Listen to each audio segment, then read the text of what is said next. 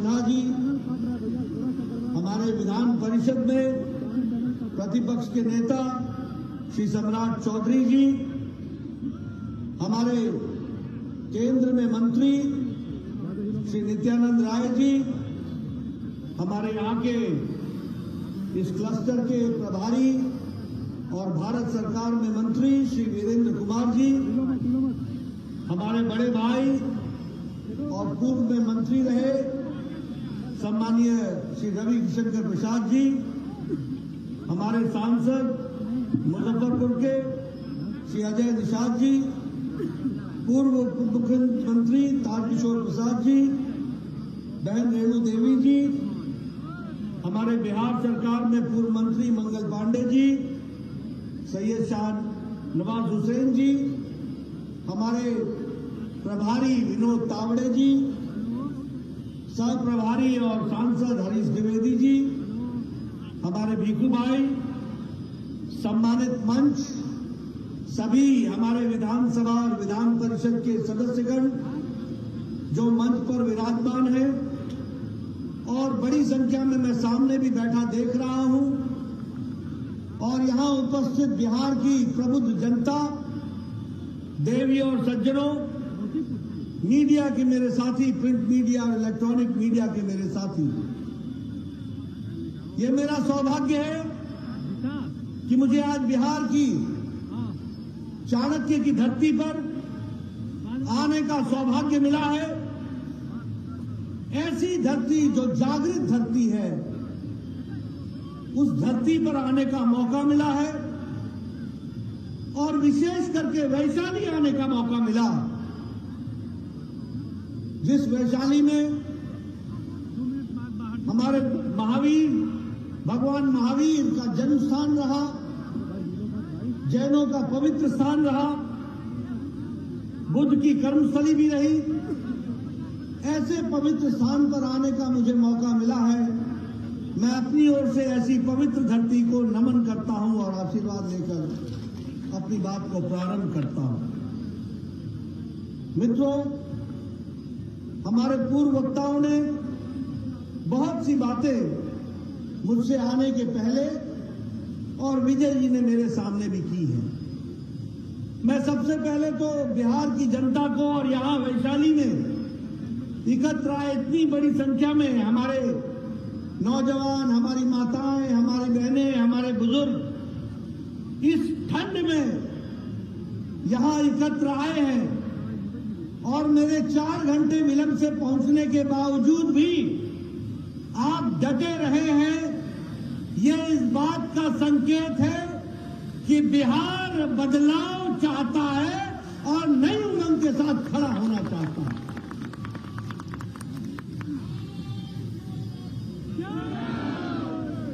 आपके इस ठंडक में, इस गर्मी के साथ, इस गर्मजोशी के साथ यहां उपस्थित होना इस बात का सूचक है, इस बात को इशारा करता है कि आप सब लोगों ने वर्तमान व्यवस्था को उखाड़ के फेंकने का और विशुद्ध भारतीय जनता पार्टी के कमल के निशान का आह्वान करने का आपने संकल्प ले लिया, और इसीलिए ये जो आप सोच रहे हैं, इसको साकार करने का काम भारतीय जनता पार्टी ने भी संकल्प के रूप में लिया। और हम क्यों न लें? अगर हमारे पास भारत के यशस्वी प्रधानमंत्री नरेंद्र मोदी जी एक नेतृत्व की क्षमता रखने वाले, दुनिया में जिन्होंने अपने आप को स्थापित किया है, ऐसे हमारे नेता हो जिन्होंने विपरीत परिस्थिति में भी देश को आगे बढ़ाने में कोई कसर नहीं छोड़ी हो, और उनकी इच्छा बिहार को फिर से आगे बढ़ाने की हो, ऐसे में बिहार की जनता पीछे कैसे रह सकती है? वह भी आगे बढ़ करके उस काम को पूरा करेगी, ये मेरा विश्वास है। और जब मैं ये कहता हूं तो मैं ये भी आपसे कहना चाहता हूं कि आज हमारा सौभाग्य है कि जब दुनिया विभिन्न संकटों से गुजर रही है, फिर चाहे वो कोरोना की मार हो, फिर चाहे वो यूक्रेन का युद्ध हो, फिर चाहे वो सप्लाई चेन की मुसीबत हो, फिर चाहे वो महंगाई का विषय हो, जब सारी दुनिया जूझ रही है तो मैं बड़े गौरव के साथ और फख्र के साथ ये कह सकता हूं कि इन विपरीत परिस्थिति में भी भारत को आगे बढ़ाने का काम किया है तो भारत के यशस्वी प्रधानमंत्री नरेंद्र मोदी जी ने किया। और मैं फिर कहने के लिए नहीं कह रहा हूं, आप सब लोग यहां पर खड़े हैं, बैठे हैं, बड़े नजदीक नजदीक हैं, किसी ने भी चेहरे पर मास्क नहीं पहना है। हालांकि हिदायत दी गई है कि मास्क पहनो, पर आप नजदीक नजदीक खड़े हैं। यह इसलिए संभव हो पाया है कि भारत के यशस्वी प्रधानमंत्री ने 135 करोड़ की जनता को 220 करोड़ टीकाकरण करके डबल डोज देकर के आपको सुरक्षा कवच पहनाया। आज चीन की हालत देख लीजिए, टेलीविजन पर आपको आए दिन दिख रहा है। अमेरिका में टीकाकरण पूरा नहीं हुआ है, यूरोप में टीकाकरण पूरा नहीं हुआ है, अभी भी वहां के देश टीकाकरण के विषय को लेकर के जूझ रहे हैं। लेकिन यह हमारा देश है, मोदी जी के नेतृत्व में आज 220 करोड़ डबल डोज और बूस्टर डोज लेकर के तैयार है कोरोना से दो हाथ करने का। अगर मैं बात करूं तो एक समय था, मैं पूर्व में स्वास्थ्य मंत्री भी रहा हूं, इस देश में 25 साल लग गए टेटनस की दवा को आने में। इस देश में 28 साल लग गए ट्यूबरक्लोसिस की दवा को आने में। इस देश में 30 साल लग गए। इस देश में 25 से 30 साल पल्स पोलियो के 2 बूंद को पहुंचने में लग गए। इस देश में 100 साल लग गए जापानी बुखार की दवा को पहुंचने में। 1906 में जापान में दवा बन गई थी और भारत में गोरखपुर में, जहां से हरीश द्विवेदी आते हैं, यह दवा 2006 में पहुंची जब योगी जी वहां के सांसद हुआ करते थे। 100 साल, 100 इयर्स। लेकिन 2020 के जनवरी में कोरोना आया। 2020 के अप्रैल में मोदी जी ने टास्क फोर्स बैठाया और भारत सरकार की तरफ से साइंटिस्टों को प्रोत्साहित किया गया, कंपनियों को प्रोत्साहित किया गया और 9 महीने के अंदर एक नहीं 2 वैक्सीन बना करके भारत खड़ा हो गया। ये बात भी हमको याद रखनी चाहिए। और आज हम 100 देशों को वैक्सीन मैत्री में वैक्सीन दे चुके हैं। 48 देशों को हम मुफ्त दे चुके हैं। 1.5 करोड़ डोज हम मुफ्त दे चुके हैं। यह भारत का एक आत्मनिर्भर का परिचय है जिसको हमको समझना चाहिए। इसलिए विकास की अगर हम बात करें, देश को आत्मनिर्भर होने की बात करें, तो नए नए आयाम हम लोगों ने स्थापित किए। अभी ये यूक्रेन का युद्ध हुआ, कौन सा ऐसा देश है जो अपने नागरिकों को वापस लाया हो? कौन सा ऐसा देश है? क्या अमेरिका लेकर के आया था? क्या ऑस्ट्रेलिया लेकर के आया? क्या हमारे पाकिस्तान के लोग लेकर के आए? क्या बांग्लादेश के लोग लेकर के आए? क्या श्रीलंका के लोग लेकर के आए? लेकिन भारत के यशस्वी प्रधानमंत्री ने एक समय में पुतिन से बात की, एक समय में ज़ेलेंस्की से बात की, यूक्रेन का युद्ध रुकवाया और 32,000 छात्र सुरक्षा के साथ वापस भारत पहुंचाया। ये भारत का बदलती तस्वीर। 32,000। और एक बात और सुन लीजिए कि हमारे देश का तिरंगा झंडा लेकर के दूसरे देश के विद्यार्थी भी, वो भी सुरक्षित भारत पहुंच गए। यह भी कमाल की बात है। अगर मैं बात करूं, आज 200 साल राज किया हमको ब्रिटेन ने, ब्रिटानिया ने हमको 200 साल राज किया। आज इस आर्थिक मंदी में भी भारत ने ब्रिटानिया को पछाड़ करके दुनिया की हम 5वें नंबर की अर्थव्यवस्था बन गए हैं। दुनिया के हम 5वें नंबर की अर्थव्यवस्था। मैं आपको बताना चाहता हूं, 8 साल पहले 92%, यहां रविशंकर जी बैठे, हमारे पूर्व आईटी मंत्री हैं, जब ये मंत्री बने थे तो 92%, 92% मोबाइल दुनिया से भारत को आता था। 92%। आज 97% भारत मैन्युफैक्चर कर रहा है मोबाइल और दुनिया को दे रहा है। मैं ठीक बोल रहा हूं रविशंकर जी? 97% दुनिया को मोबाइल दे रहा है। सारी मैन्युफैक्चरिंग यहां हो रही है। स्टील में हम, इस्पात में हम दूसरे नंबर के मैन्युफैक्चरर हो गए, दूसरे नंबर के। अगर हम बात करें केमिकल्स में तो हमारा एक्सपोर्ट 6 गुना बढ़ गया।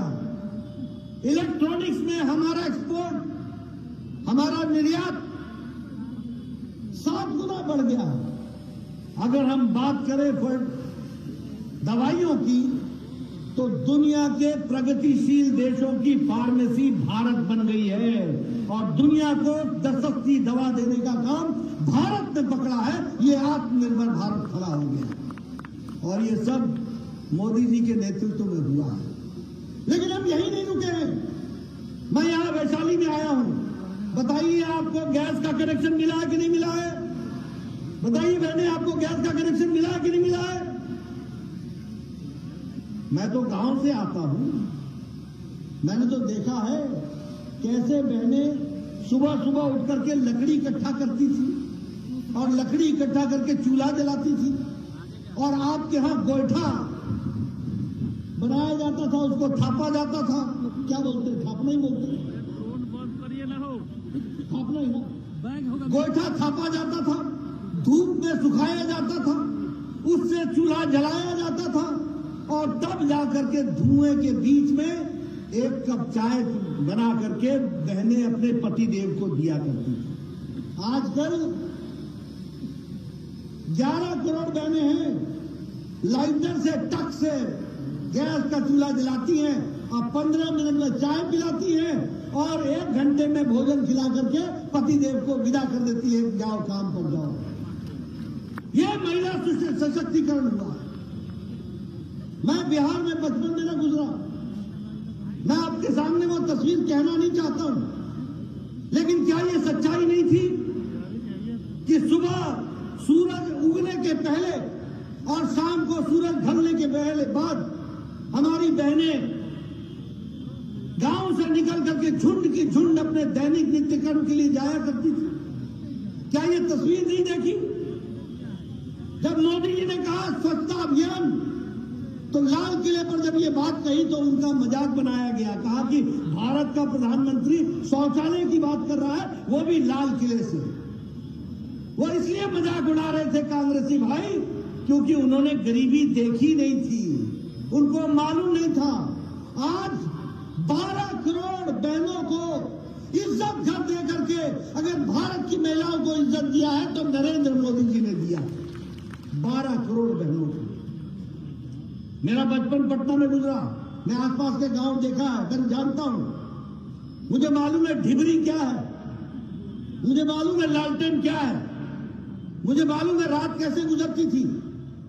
ढिबरी जलावा हो, ढिबरी जलावा हो।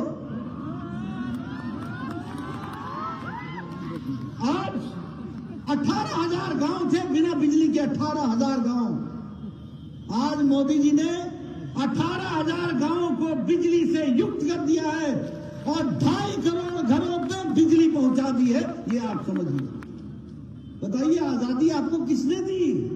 कैसी आजादी थी? आप बताइए प्रधानमंत्री गरीब कल्याण अन्न योजना मिल रही है कि नहीं मिल रही है? 5 किलो गेहूं मिलता है कि नहीं मिलता है? 5 किलो चावल मिलता है कि नहीं मिलता है? आज भारत अति गरीबी में 1% से भी नीचे हो गया। जिसको गरीब भारत बोलते थे उसमें अति गरीबी 1% से नीचे आ गई। और ये इसलिए आई है कि प्रधानमंत्री मोदी जी ने 80 करोड़ की जनता को 2 वक्त की रोटी का इंतजाम किया। 5 किलो गेहूं, 5 किलो चावल और 1 किलो दाल देने की व्यवस्था की है। मुझे याद है मैं जब पहली बार एमएलए बना तो मेरे पास, और आप सब लोग जितने एमएलए बने हैं सबका आपने देखा होगा, इसका इलाज कराना है, इसका बाईपास होना है, इसको स्टंट लगना है, इसका किडनी का ऑपरेशन होना है, इसका गुर्दे का ऑपरेशन होना है, इसका लीवर का ऑपरेशन होना है, इसको 3 लाख लगेगा, इसको 2.5 लाख लगेगा। और मैं स्वास्थ्य मंत्री होता था और मैं कहता था देखो भैया मैं इतना तो नहीं दे पाऊंगा, कुछ तुम इंतजाम कर लो, मैं तुमको 1 लाख दे देता हूं। मन में पीड़ा रहती थी कि ये 1 लाख दिया है, इससे बचेगा कि नहीं बचेगा मुझे मालूम नहीं, क्योंकि उसके पास अगर व्यवस्था और नहीं हुई तो ऑपरेशन नहीं होगा। लेकिन मोदी जी आए, भारत के प्रधानमंत्री बने, उन्होंने मुझे स्वास्थ्य मंत्री बनने का मौका दिया और कहा नड्डा कुछ बड़ा करना है और देश के गरीब लोगों की हमको स्वास्थ्य सुरक्षा देनी है। आपको जानकर खुशी होगी कि मोदी जी ने आयुष्मान भारत में 10 करोड़ 74 लाख परिवार यानी 50 करोड़ लोग, और 50 करोड़ लोग का मतलब होता है सारी अमेरिका की जनसंख्या, सारी मेक्सिको की जनसंख्या, सारी कनाडा की जनसंख्या और आधी यूरोप की जनसंख्या जोड़ लो तो भारत का आयुष्मान भारत बनता है। इस बात को समझना चाहिए। और क्या किया, इन गरीब लोगों को 5 लाख रुपए का गंभीर बीमारी से लड़ने के लिए स्वास्थ्य का कवच दिया, 5 लाख रुपए, और हर साल दिया। अगर 2022 में आपका 5 लाख खर्च हो गया तो 2023 की जनवरी को मोदी जी फिर से आपके लिए 5 लाख रुपए लेकर के तैयार हैं कि अगर कोई गंभीर बीमारी होती है तो आपका इलाज होगा। क्या ये बदलता भारत है कि नहीं है? बोलिए, ये बदलता भारत है कि नहीं है? बदलता भारत है कि नहीं है? मैं यहां से आ रहा था, अभी मैं निकला। आप बताइए ये जेपी सेतु कब बना?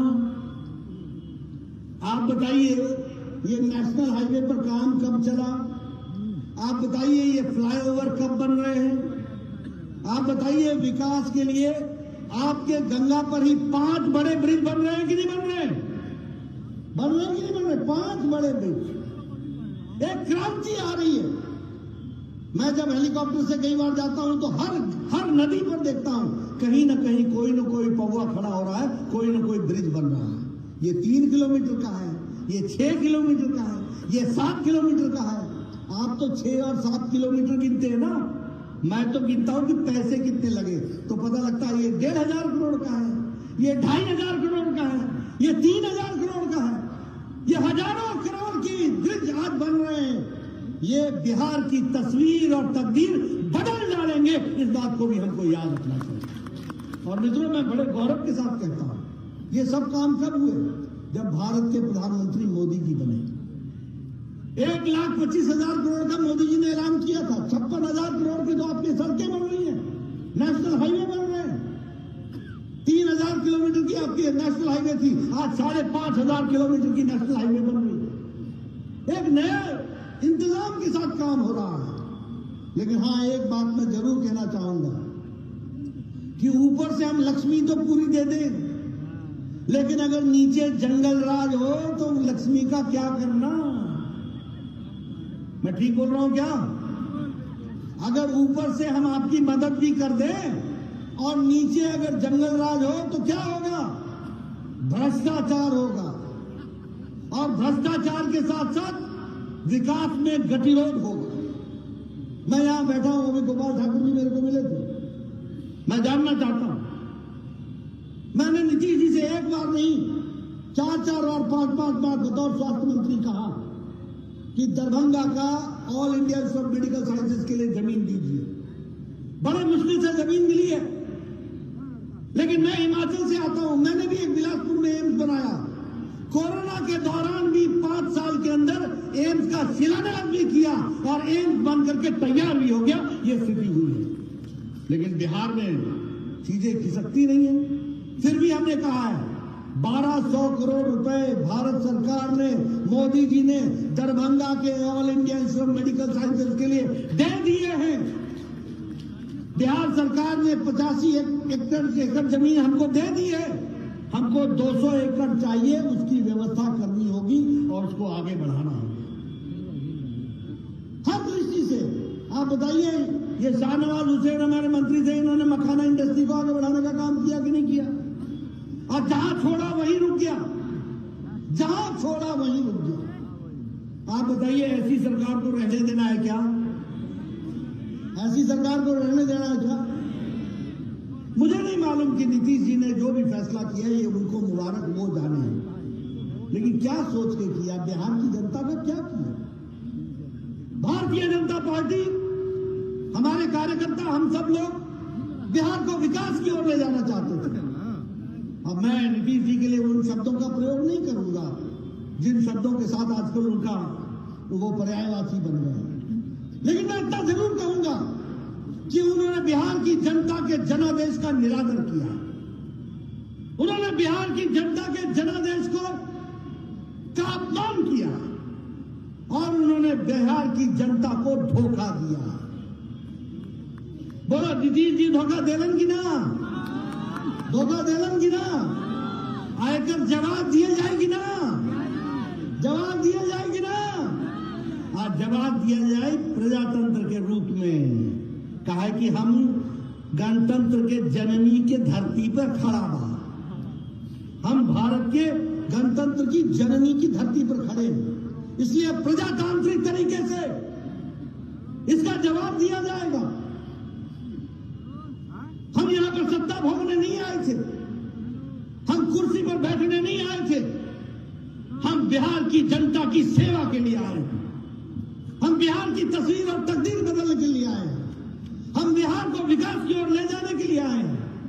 क्या कारण था कि आपका पटना का all India institute of medical sciences एक बड़ी बुरी हालत में था, और क्या कारण था जब हमारी सरकार बन गई तो 5 साल के अंदर उसको हमने फिर से जागृत किया और कोरोना के दौरान सबसे ज्यादा लड़ाई लड़ने वाला संस्थान all India institute of medical sciences Patna बन गया। क्या कारण था? मंगल पांडे जी बताएंगे वो इंस्टीट्यूट, वो कौन सा इंस्टीट्यूट था? IGIMS। क्या कारण था कि वो उसको पैसे नहीं मिल रहे थे? आपने भारत सरकार में हम लोगों को बैठाया, मोदी जी का आशीर्वाद मिला, दुगनी ताकत के साथ मैंने इनको पैसे देकर के उसको फिर से रिवाइव किया।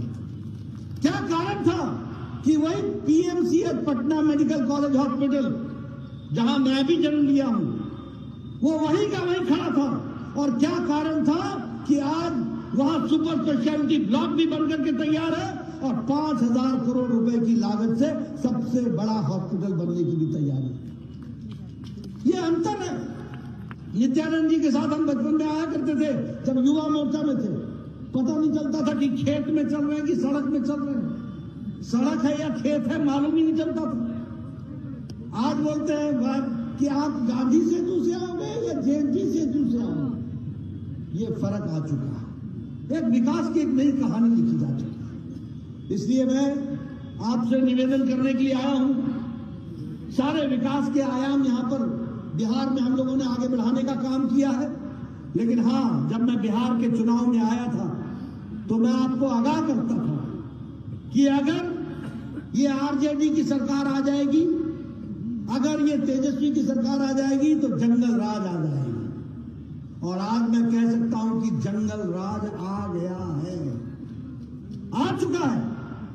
मैं आंकड़े आपको दूंगा। अगस्त महीने में कितने मर्डर हुए, एक ही महीने के अंदर कितने एक्सटॉर्शन हुए, एक ही महीने के अंदर कितने लोगों को बंधक बनाया गया है, महिलाओं के साथ कितना अत्याचार हो रहा है, लॉ एंड ऑर्डर एकदम जिसको बोलते हैं ध्वस्त हो चुका है, प्रशासन पर पकड़ खत्म हो गई है। मुझे तो यह भी अब समझ में नहीं आता है कि सुशासन बाबू की सरकार में शासन कौन कर रहा है। यही नहीं पता चल रहा है कि अब शासन कौन कर रहा है, किसका शासन है और कौन सा सुशासन है। बिहार की व्यवस्थाएं चरमरा गई हैं, बिहार की व्यवस्थाएं प्रशासनिक दृष्टि से ठप हो गई हैं और केंद्र सरकार की मदद के बावजूद भी बिहार आगे नहीं बढ़ पा रहा। और इसीलिए मैं आपसे अपील करने आया हूं, मैं आपसे निवेदन करने आया हूं, मैं आपसे गुजारिश करने आया हूं, मैं आपसे अर्ज करने आया हूं कि कि समय आ गया है जब बिहार को भारतीय जनता पार्टी विशुद्ध रूप से आगे ले जाए। अब समय आ गया है जब भारतीय जनता पार्टी बिहार का नेतृत्व करे और भारतीय जनता पार्टी की विशुद्ध सरकार बनकर के बिहार को आगे बढ़ाने में अपना योगदान करे। बताइए, आप लोग इसमें आगे बढ़ेंगे ना? आप लोग आगे बढ़ेंगे ना? करेंगे ना? मैं इधर से सुनना चाहता हूं, बिहार की जनता कमल के निशान को आगे बढ़ाएगी, बढ़ाएंगे। मित्रों, मैं इस खंड में आपका ज्यादा समय नहीं लेना चाहता हूं, काफी देर हो गई है। बहुत से मुद्दे मैं बोलना चाहता था, लेकिन मैंने कहा कि मैं फिर आऊंगा और आपके साथ और विस्तृत से बात करूंगा। लेकिन आज मैं एक ही बात कहना चाहता हूं, बिहार को मैं अच्छी तरीके से जानता हूं, इनकी तकलीफों को भी जानता हूं और बिहार के दमखम को भी जानता हूं। बिहार अगर कुछ फैसला कर लेता है तो उसको निर्णायक मोड़ तक पहुंचाता है। और मैं चाहता हूं कि आप अब फैसला कर लीजिए, समय आ गया है। ये जितने रली मिली लोग हैं ना, रले मिले लोग, पता नहीं चलता कि कब मसर में दाल आ, चना आ गया और चना में मसर आ गया। इससे जरा सा छुट्टी पाइए और विशुद्ध भारतीय जनता पार्टी के कमल के निशान को, सरकार को आगे बढ़ाने का काम। मुझे पूरा विश्वास है कि आप इसको आगे बढ़ाएंगे। आपने इस सर्दी में भी मेरी बात ध्यानपूर्वक सुनी। आपका बहुत बहुत धन्यवाद। जय भारत, जय बिहार। धन्यवाद आदरणीय राष्ट्रीय अध्यक्ष जी। अब हम आग्रह करते हैं पूर्व मंत्री सुरेश शर्मा जी को कि आप आए और चादर से अपने राष्ट्रीय